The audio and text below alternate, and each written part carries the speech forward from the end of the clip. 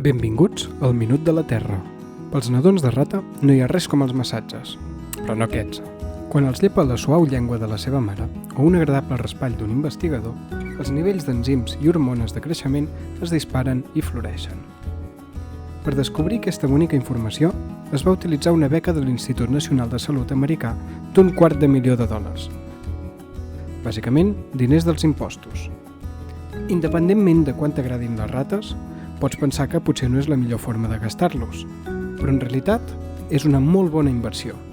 Un temps després, els Estats Units seguien gastant molts bilions tinguent cura dels nadons prematurs, però algú va recordar els beneficis dels massatges que els havien fet en aquelles rates i va decidir provar-ho en un sistema similar amb els nadons humans. Van créixer més ràpid i amb millors sistemes immunes, i els van poder donar l'alta 6 dies més aviat. I avui en dia, aquests massatges són comuns a les unitats de cures intensives de tot el país. Una inversió de menys de $250.000 representa ara 5 bilions d'estalvis en costos de salut anuals i moltes minivides. D'aquests resultats no s'esperaven. D'aquest tipus d'estudis se'n diu recerca bàsica, feta per entendre millor el món, però sense una aplicació o benefici directes o evidents.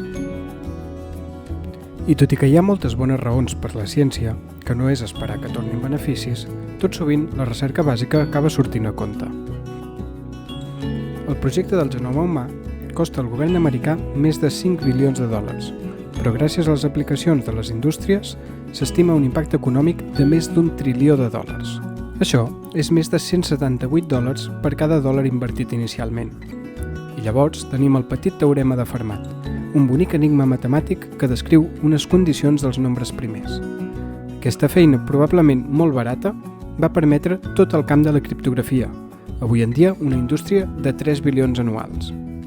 Però hem agafat aquests exemples concrets i direu, la recerca bàsica ha de tenir, si en té, uns beneficis econòmics mínims en general, oi? Doncs no està clar.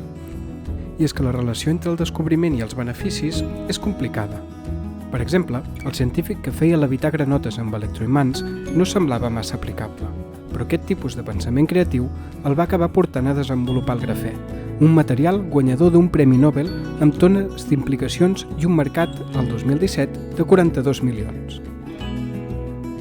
I a vegades, com és l'exemple del petit teorema de Fermat, han hagut de passar fins a 300 anys perquè algú pogués trobar-ne una bona aplicació.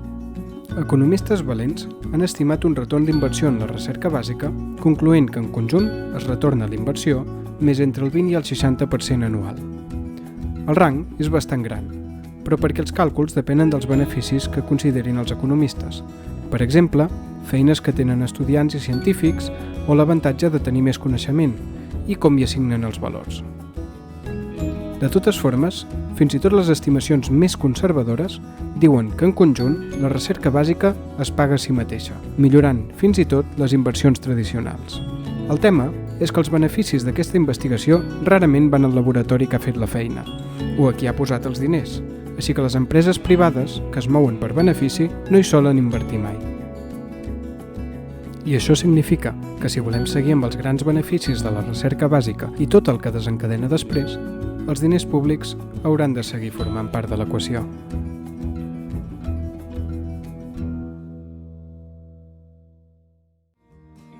M'agrada.